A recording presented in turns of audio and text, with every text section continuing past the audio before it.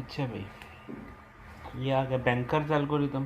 Bankers algorithm के अंदर में क्या होता था कि बैंकर एल्गोरिदम उस वक्त अप्लाई होता है जब वहाँ पे रिसोर्सेज के मल्टीपल इंस्टेंसेज हो। Each process must a priori claim maximum use, यानी यूज़ करने से पहले बताएगा मुझे कितने रिसोर्सेज चाहिए। When process request resource it may have to wait, जब वो रिसोर्स के लिए रिक्वेस्ट करता है तो उसको वेट भी करना पड़ सकता है। When a process get all resources it must return them in a finite amount of time, जब वो रिसोर्स अवेल कर लेता है तो फाइनाइट टाइम में इसको वापस भी करने होंगे। ये इसके कुछ रूल्स हैं। इस बैंकर एल्गोरिदम के लिए जो डाटा स्ट्रक्चर यूज होता है वो क्या है?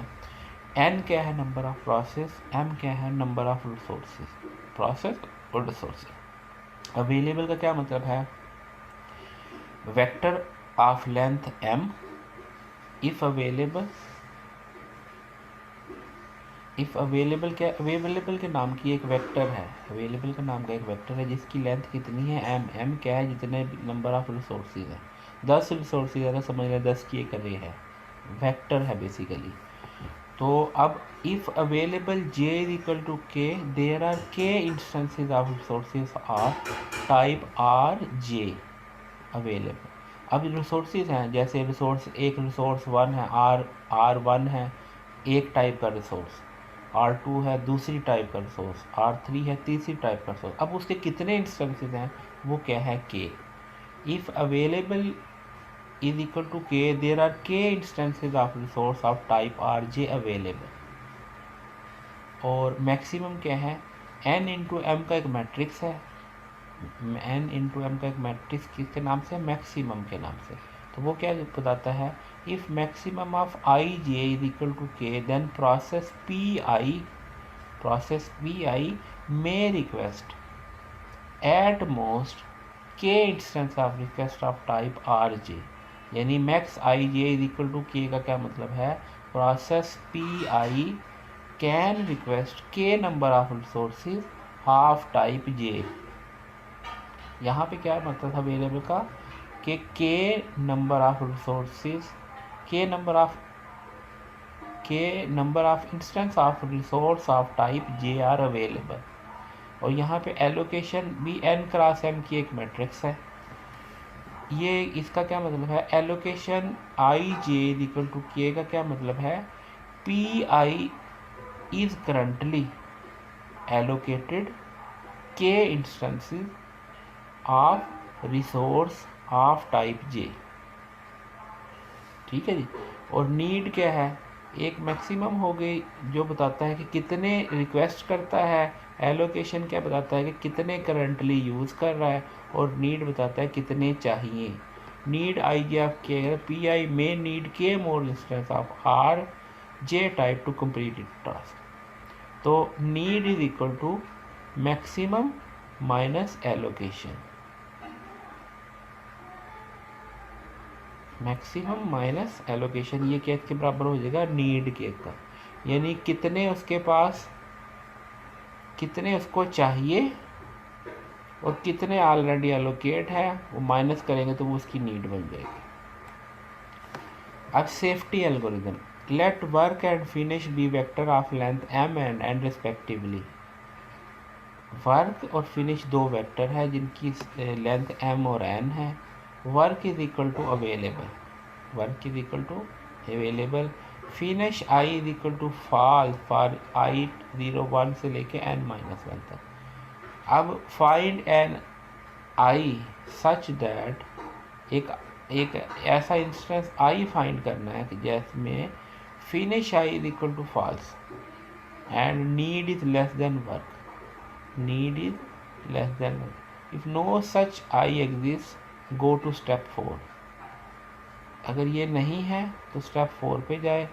Work is equal to work plus allocation, finish I is equal to go to step 2। अच्छा, अब ये सेफ्टी एल्गोरिथम इसको अप्लाई करेंगे तो फिर हमें ज़्यादा समझ में आएगा कि वो इसकी एग्जांपल भी आ जाएगी। Resource request algorithm for process P आई, कि रिसोर्स को कैसे रिक्वेस्ट करना है। Request I, request vector for process P I, if request j is equal to k, then process pi want k instance of resource type rj. If request I is less than need of I, go to step 2. Otherwise, raise error condition since process has exceeded its maximum claim. ठीक है. If request is less than available, go to step 3. Otherwise, PI must wait since the resources are not available. Or pretend to allocate request resources to PI by modifying the state as follow. Available is equal to available minus request, और allocation is equal to allocation plus request, और need is equal to need minus request. ये तीनों चीज़ें हम update करेंगे कि available पहले कितने थे, इतने दे दिए तो अब अवेलेबल कम हो गए. एलोकेट पहले कितने थे, ये ऐड हो गए जो रिक्वेस्ट उसने की है, अब इतने एलोकेट हो गए. अब नीड कितनी है, जो उसको रिक्वेस्ट हो गए उसमें से कम कर दें, तो अब इसकी इतनी नीड रह गई, पहले 10 की थी तो अब 5 की रह गई. इफ़ सेफ, अगर ये सारा कुछ करने के बाद if safe request are allocated, अगर इतना करने के बाद आप सेफ स्टेट में हैं, इतना करने के बाद आप सेफ स्टेट में हैं तो एलोकेट कर दें. और अगर ये अनसेफ है तो फिर पीआई को वेट करने का कहें ताकि old resource allocation state is restore. यानी ये एल्गोरिदम किसका है कि एक रिक्वेस्ट आती है तो उस रिक्वेस्ट को चेक करें कि क्या उसकी जो रिक्वेस्ट है वो नीड से कम है, ठीक है, तो उसको स्टेप 2 पे भेज दे. और रिक्वेस्ट इज अवेलेबल से कम है तो स्टेप 3 पे भेज दे, ठीक. और स्टेप 3 में उसको अलोकेट करने के बाद देखिए सिस्टम अगर सेफ स्टेट में है तो दे दे, अनसेफ में है तो ना दे, वेट करो. ठीक हो गया. अगर रिक्वेस्ट नीड से ज़्यादा है तो फिर इसको रोक दे कि भाई तुम्हारा क्लेम नीड से ज़्यादा का है. अब इसकी वो जो सारा एल्गोरिदम है उसकी अब एक एप्लीकेशन देखें, एग्जांपल देखें. 5 प्रोसेस है P0 से लेके P4 तक. रिसोर्सेज 3 हैं. एक रिसोर्स ऑफ टाइप ए है, उसके 10 इंस्टेंसेस हैं. एक रिसोर्स की टाइप बी है, उसके 5 इंस्टेंस हैं. एक रिसोर्स की टाइप सी है, उसकी 7 इंस्टेंस हैं.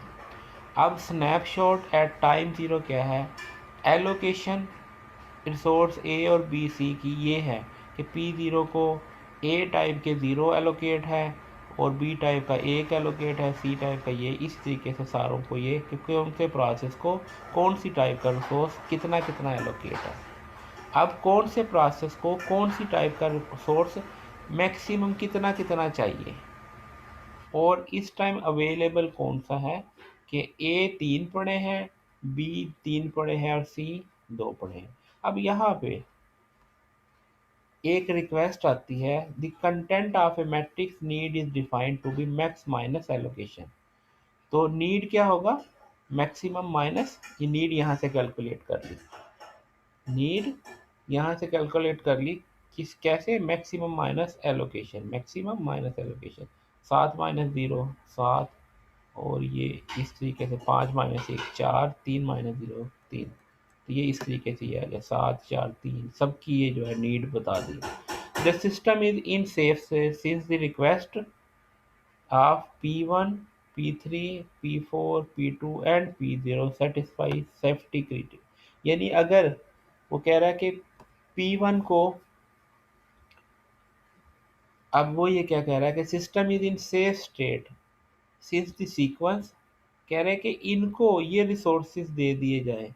P1 पहले P1 को दे दिए जाए, फिर P3 को दे दिए जाए, फिर P4 को दे दिए जाए, फिर P2 को दे दिए जाए और फिर P0 को दे दिया, तो सिस्टम फिर भी सेफ स्टेट में होगा. इस सीक्वेंस के से अगर रिसोर्सेज को दिए जाए तो सिस्टम किस में रहेगा, सेफ स्टेट में रहेगा.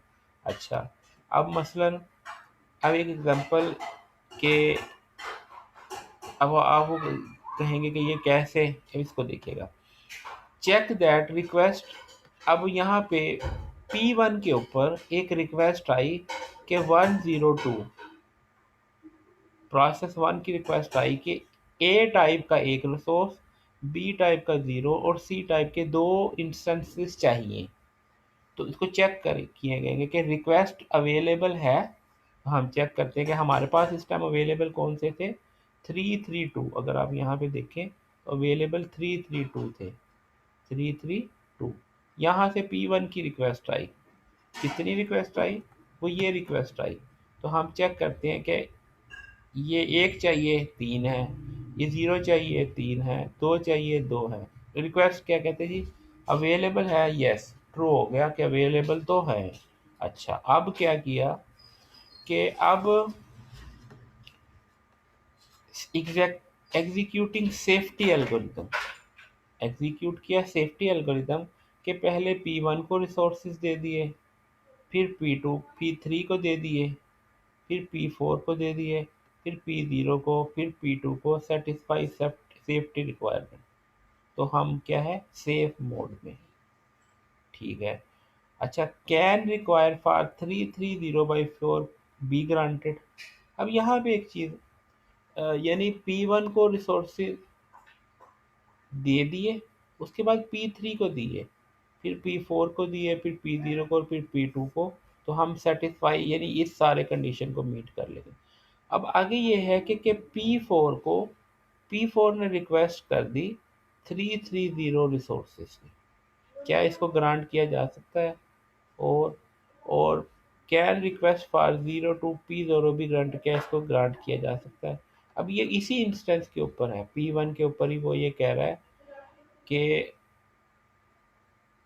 अगर ये रिक्वेस्ट करता है यहाँ पे इसी सिनेरियो में, P4 रिक्वेस्ट करता है कितने की, 330 की, 330। तो चेक करते हैं यहाँ पे, तो हमने चेक किया अवेलेबल है, तो यस 3 थे, ये 3 थे, ये 2 थे अवेलेबल, इसके अकॉर्डिंगली वो जो है हमारे पास हो जाएगा, ठीक है।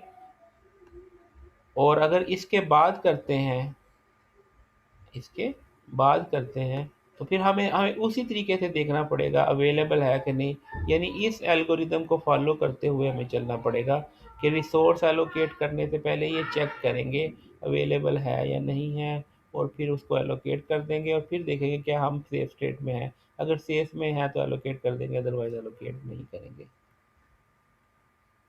ठीक है जी। इसकी एग्जांपल, ये जो ये क्वेश्चन लिखा हुआ है इसको सॉल्व किया गया है बुक के अंदर, आप इन दोनों एग्जांपल को देख सकते हैं कि ये ग्रांट होगी या नहीं होगी, ये आपके खुद से देख लीजिएगा। उसके बाद है deadlock detection, allow system to enter deadlock state, detection algorithm, recovery scheme. ये आ गई डेडलॉक का। Single instance of each resource type हो तो maintain wait for graph node और process Pi to Pj. If Pi is waiting for Pj, periodically invoke an algorithm that search for cycle in the graph. If there is a cycle, there exists a deadlock. अगर cycle अगर होगा तो deadlock अगर होगा। An algorithm to detect a cycle in a graph resource in order of n square operation where n is the number of vertices in the graph। तो हम एक algorithm के जरिए डिटेक्ट करते हैं कि साइकिल है या नहीं है। ये रिसोर्स एलोकेशन ग्राफ है और वेट फॉर ग्राफ। अब यहाँ पे ये देखें, रिसोर्स एलोकेशन ग्राफ के अंदर क्या है कि resource 1 is assign to process 2, और resource 3 is assign to process 5, and resource 2 is assign to process 3। ये सारा क्या है, रिसोर्स एलोकेशन ग्राफ है कि कौन सा रिसोर्स कौन से प्रोसेस को एलोकेट हुआ होगा। अब यहाँ पे ये जो ग्राफ है वेट फॉर ग्राफ, ये था रिसोर्स एलोकेट किस किस को है, और ये ग्राफ क्या है कि P1 is waiting for, P1 is requesting resources which is given to। अब यहाँ पे जरा इसे चेक करेंगे, P1 इस रिसोर्स को एक्वायर करना चाह रहा है जो किसके पास है, P2 के पास है। P1 is waiting for P2 के P2 मुकम्मल हो तो P1 आपको रिसोर्स मिले। अब यहाँ पे P4 is waiting for P1 और P2 is waiting for P6। यहाँ पे देखिए ना, P2 is waiting for P6 कैसे, P5 कैसे, कि P2 जिस रिसोर्स को रिक्वेस्ट कर रहा है वो गिवन है इसको P5 को, तो ये वेटिंग कर रहा है, वेट कर रहा है किसका, P6 का। तो ये क्या बन गया, वेट फॉर ग्राफ, और ये क्या है, एलोकेशन ग्राफ। समझ आ गई ना इसकी।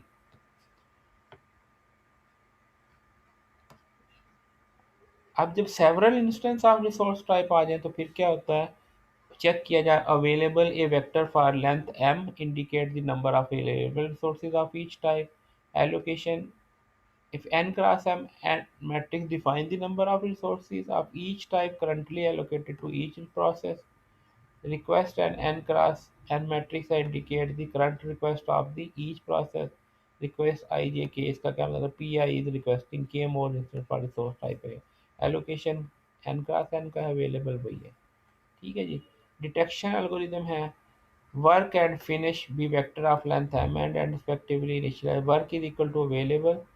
तो अगर वर्क अवेलेबल के बराबर है तो फिर क्या होगा for I one to N.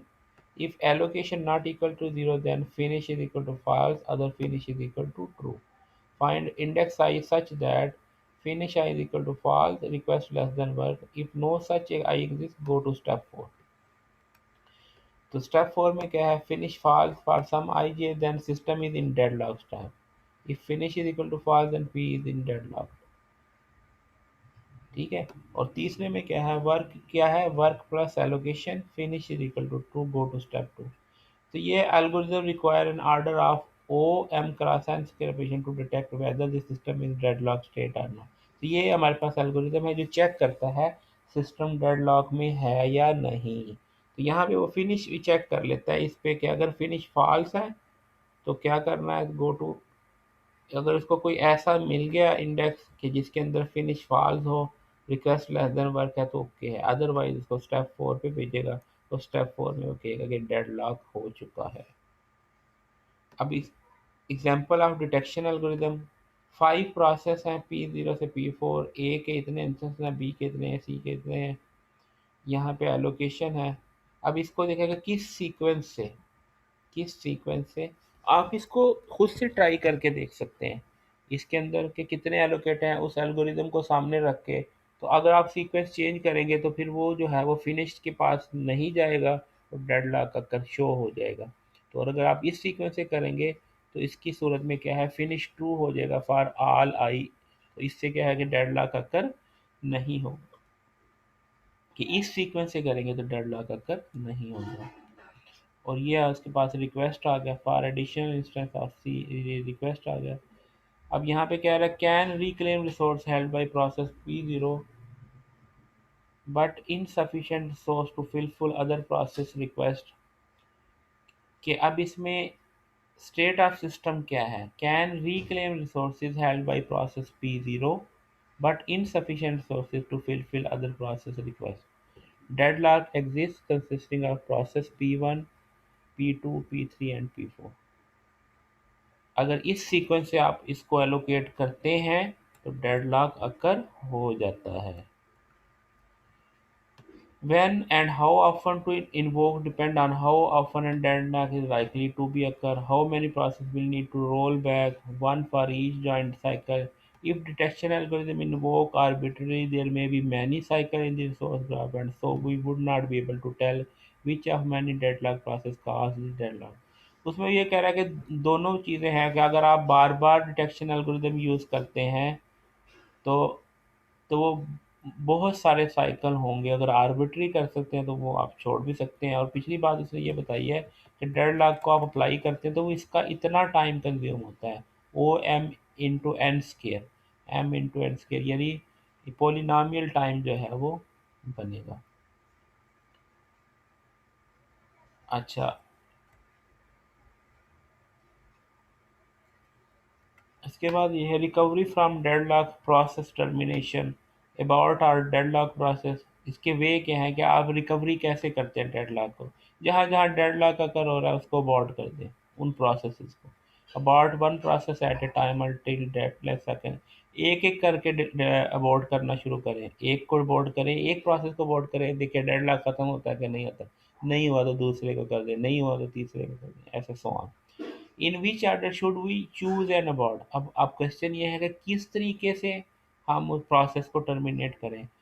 हाँ उसमें वो है प्रायोरिटी ऑफ द प्रोसेस को देख लें. प्रायोरिटी वाइज चेक कर लें कि किसको करना है. How long process has computed and how much longer to complete. कितना मुकम्मल हो गया कितना बाकी है उस हिसाब से कर लें. या resource the process has use कि कौन सा प्रोसेस कितने रिसोर्स यूज़ कर रहा है. जो ज़्यादा यूज़ कर रहा है उसको अबॉर्ट करेंगे तो चांसेस है कि जल्दी हो जाए. Resource process need to be complete कि उस हिसाब से देख लें कि उस प्रोसेस को करो कि इसको कितने चाहिए, और जो ज़्यादा मांग रहा है उसको कहते हैं तो बर्बाद हो जाए। ठीक है, इसी तरीके से how many process will need to be terminated, तो ये कितने प्रोसेस, इस चीज़ को देखें कि कितने प्रोसेस टर्मिनेट करने की ज़रूरत है। इज प्रोसेस इंटरैक्टिव और बैच, फिर ये देख लेंगे कौन से प्रोसेस को टर्मिनेट करें। अगर इंटरैक्टिव को करेंगे तो यूज़र को पता चल जाएगा, वो बैच में लगे हुए को करेंगे तो यूज़र को पता नहीं चलेगा। तो इसके ख्याल से भी हम जो है प्रोसेस को टर्मिनेट करते, तो ये वो डिफरेंट टैक्टिक्स हैं जो प्रोसेस टर्मिनेशन के अंदर यूज़ होती हैं। अब सेलेक्ट करेंगे कौन सा मिनिमाइज कॉस्ट, कि कौन सा विक्टिम है, यानी कौन से तरीके से जो है हम ये प्रोसेस टर्मिनेट करें कि कॉस्ट कम से कम हो। कॉस्ट से क्या मुराद है कि आपने प्रोसेस के ऊपर इन्वेस्टमेंट की है, टाइम कंज्यूम किया है, तो आप कौन से को टर्मिनेट करें कि आपका जो है वो लॉस कम से कम हो। रोल बैक है, return to some safe state, restart process for that state, start process को सेफ स्टेट में लाने के लिए कौन से प्रोसेस को टर्मिनेट करें। स्टारवेशन है, सेम प्रोसेस में always be picked as a victim, include number of roll back in cost. अब ये होता क्या है, बाद दफ़ा ऐसा होता है स्टारवेशन की कंडीशन हो जाती है। मसलन क्या हुआ, सिस्टम ने देखा डेडलॉक अकर हो गया, एक प्रोसेस को पकड़ा टर्मिनेट कर दिया, ठीक है। थोड़ी देर बाद फिर डेडलॉक हो, फिर उसी को पकड़ा डेडलॉक कर दिया, थोड़ी देर बाद फिर स्टार और डेडलॉक हो, फिर उसी को पकड़ा। तो ये एक ही प्रोसेस क्या है, स्टारवेशन की कैफियत में चला जाएगा, तो बार बार अगर वो पिक होता है।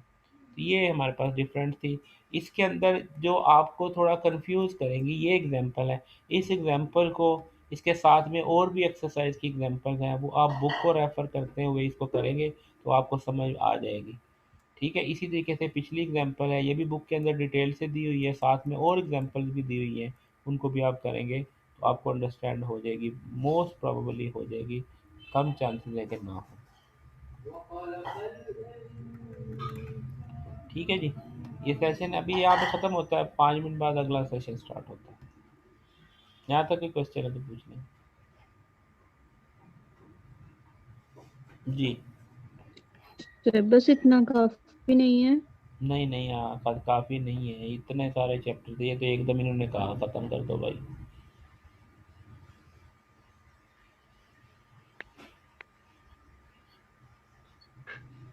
अभी 5 मिनट बाद दोबारा